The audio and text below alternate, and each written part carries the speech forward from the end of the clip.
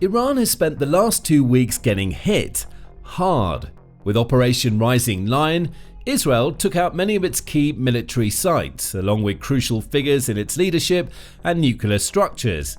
The US followed up with Operation Midnight Hammer, using massive 30,000-pound bunker-busting bombs to destroy Iranian nuclear facilities deep underground. Now, Iran has nowhere left to run. That's according to a 4-star retired US general who says that Iran's military and economy are finished. And it may not be finished just for the time being. Iran may be done forever. And this video will explain why.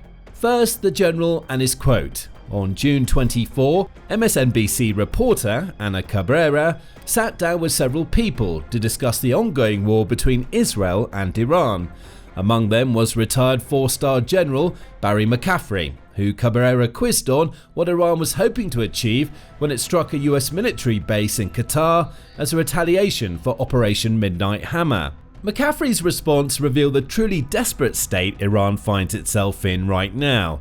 He says of the Qatar attack, I think this was entirely on Iran's part an attempt to persuade their own population that they weren't deeply humiliated, they weren't subject to Israeli dominance of their airspace. And Iran needs to give that seemingly false impression right now.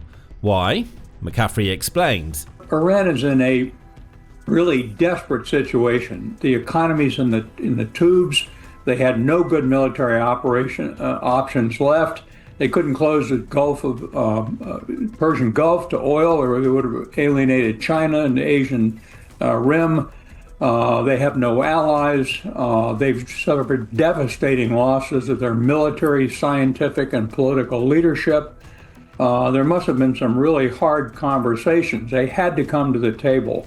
They had no options left. In the space of a few sentences, McAffrey sums up the dire position Iran now finds itself in. But is it really as bad as the 4-star general says? To answer that question, it's worth examining each of his points in full, starting with Iran's economy. In truth, Iran's economy has been in trouble long before the US and Israel conducted their strikes against the country. That's according to Modern Diplomat contributor Dr. John Calabresi, who wrote about the state of Iran's economy back in November 2024. Calabresi highlighted plenty of problems. Sanctions are a huge issue. Under the maximum pressure sanctions implemented by the Trump administration, more than 90% of Iran's $120 billion in reserve currency became inaccessible. The value of its own currency also fell off a cliff after Trump imposed secondary sanctions that knocked 60% off the value of the rial. Sharp economic contraction, per capita income decline, and rising poverty levels all resulted from these sanctions. Even now, 4 years after the end of Trump's first term, Iran's poverty rate stood at 36.1% of the population in 2023, according to macro trends. Granted, that rate is reducing. It stood at 39% in both 2022 and 2021, 42.8% in 2020, and 48.4% in 2019. But even that reduction doesn't mean much. Somebody living in poverty in Iran earns less than $5.50 per day, Macro Trend says. Even those earning above that level have such low incomes that their way of life would be considered poverty level in many other countries. All of this economic turmoil has also led to rampantly rising rates of inflation, according to Trading Economics. It shares a chart that shows that Iran's monthly inflation rate hasn't dropped below 30% at any point between May 2024 and May 2025. April saw it hit a peak rate of 38.9%, though May 2025 wasn't much better. Inflation was 38.7% in that month. All of this was before the June strikes conducted by Israel and the US. For Iran, those strikes would throw an economy that was already struggling into complete turmoil. Perhaps even collapse. Fast forward to June, and several outlets are saying that the collapse is coming. They include the National Council of Resistance of Iran, or NCRI, which points out that the 30% plus inflation rate isn't new to Iran. It's been suffering under double-digit inflation for 7 consecutive years. Much of these economic problems are due to Iran's leadership, says the NCRI.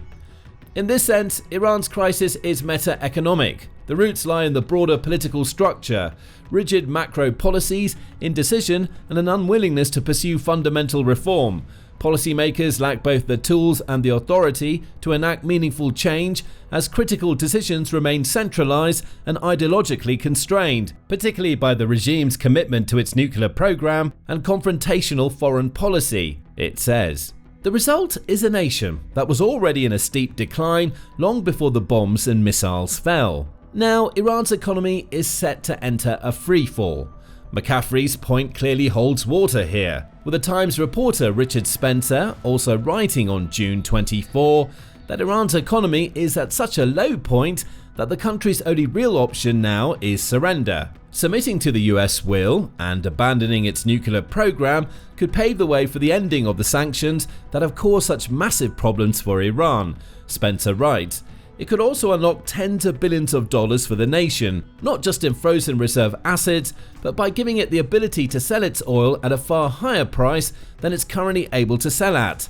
Traders could return to the export markets and receive payment in US dollars, which they haven't been able to do since Iran was cut off from the SWIFT system back in 2012. Alternatively, Spencer writes, Iran could dig in its heels, insist on its assertion that membership of the Nuclear Non-Proliferation Treaty gives it the right to enrich uranium, and tell the United States and its European allies to do their worst. Right now, that seems to be the Iranian plan. But that plan simply can't work. Iran is already crumbling under the weight of the sanctions that are a direct result of its insistence to maintain a nuclear program.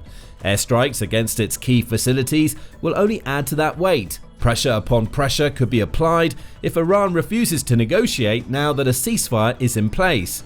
That ceasefire is fragile. Iran's leadership has already demonstrated a willingness to attack the US in a desperate attempt to save face.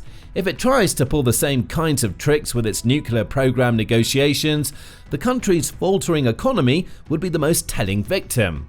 Life for the average Iranian will get worse than it already is. That could set the stage for a rebellion that could lead to regime change in the future.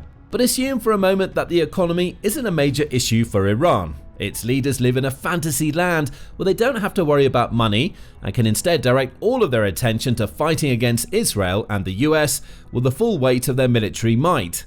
That's of no use to Iran, which brings us to the second point McAffrey makes. Iran has already run out of military options. There are two chief weapons at Iran's disposal for any type of conflict in which it finds itself: missiles and ground warfare equipment. The latter will be covered in a moment, but it's its missiles that have proven to be Iran's main form of response to Israel and America's strikes, and there's a good reason for that. According to Danny Citrinowicz, who leads the Institute of National Security Studies Iran and Shia Access Program, Iran had around 2,000 missiles before the beginning of its war with Israel. Those missiles had a clear purpose. Iran intended to use them to batter Israel's extensive air defense, relying on sheer volume to force Israel to burn through its defensive missile supplies.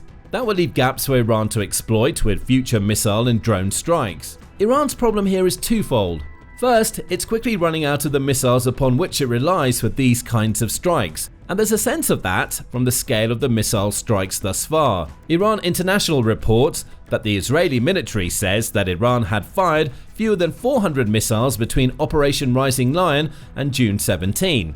Of those 400 missiles, sources say between 20 and 40 of them managed to break through Israel's defenses to cause impacts. Sources also say only around 600 people had been injured by Iran's missile strikes by June 17, with around 19,000 claiming damage to their homes and just over 2,700 people being evacuated.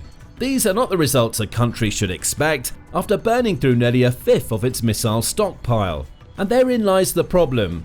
Iran's goal is to start a war of attrition against Israel. That's according to Citrinowicz when speaking to Iran International. However, that war of attrition relies on strong missile stockpiles, and Iran is quickly running out. Iran can still have a war of attrition, but they'll have to calculate that.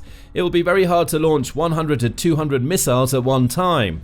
They're under the superiority of Israel and can't use a lot of launches as Israel will hit them, and they're also launching in hiding, he says. Citronowitz also notes that Israel has already hit Iran's mean of missile production hard, meaning it's far more difficult for the country to replace the missiles it's firing. Right now, Iran is believed to have about 1,200 missiles left. That means it can't carry out many more strikes like those seen in the days following Operation Rising Lion before it runs out.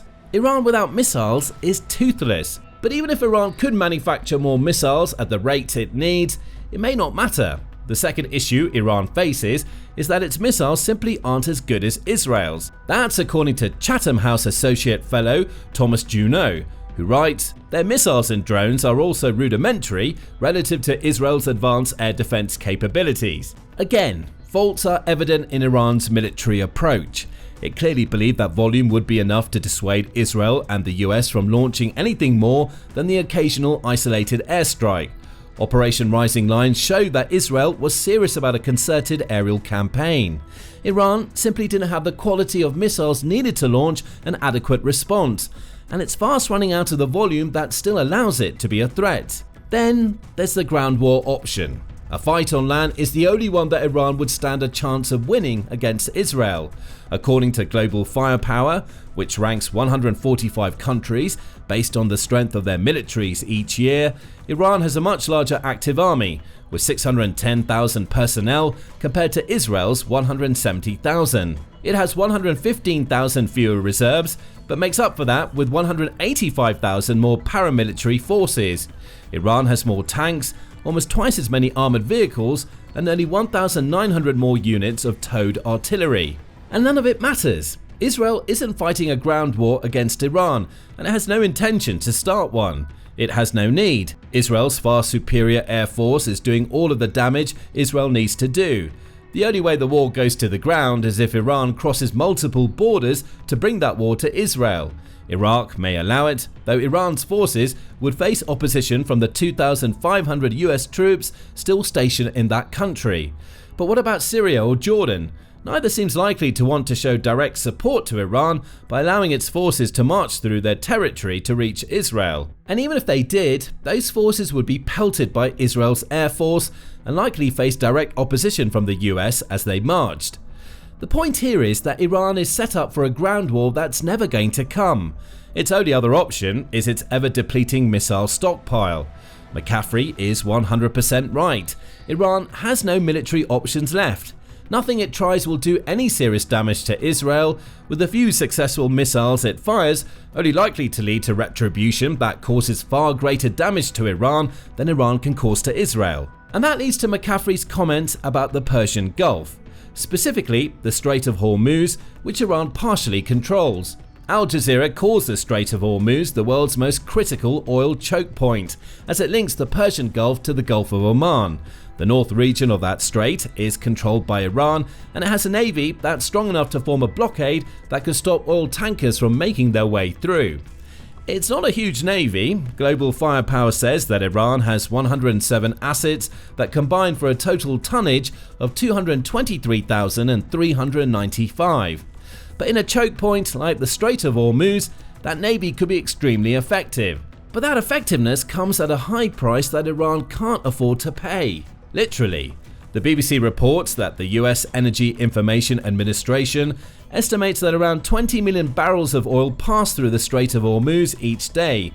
That amounts to about $600 billion of energy trade, a good chunk of which goes straight into Iran's coffers. After all, it's an oil seller itself. Given what's already known about Iran's economy, shutting down the Persian Gulf could mean Iran cripples its own ability to sell oil.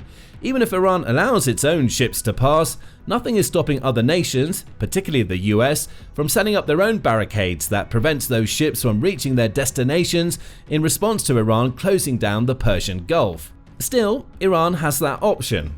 The main reason it's not even going to consider closing down the Strait of Hormuz is that doing so would enrage China. Right now, China is Iran's biggest oil customer. China buys around 90% of Iran's oil products, taking advantage of the Western sanctions that lower the cost of these oil products in the process. However, Iran is not the only country selling oil to China via the Persian Gulf. As the US Energy Information Administration claims, about 84% of that oil that heads through the Strait of Hormuz goes to Asian countries, including China, Japan, South Korea, and India.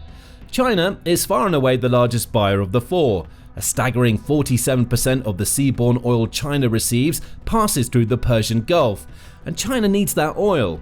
Its reserves only amount to 1.1 billion barrels, which is enough to cover China's oil needs for about 2.5 months. Think about the impact a Strait of Hormuz closed would have on China. It would suddenly lose nearly half of the seaborne oil it purchases, and Iran, one of its loose allies, would be to blame. China knows this. It's also likely directly influencing Iran to keep the Strait of Hormuz open, as Adrian Blomfield writes for The Telegraph. China, heavily dependent on oil shipments through the strait, would probably feel the impact most acutely as pressure mounts on its strategic petroleum reserves, Blomfield says. Beijing, despite its anti-US rhetoric and strong political and trade ties with Iran, is presumably using its leverage on Tehran not to take such a drastic step.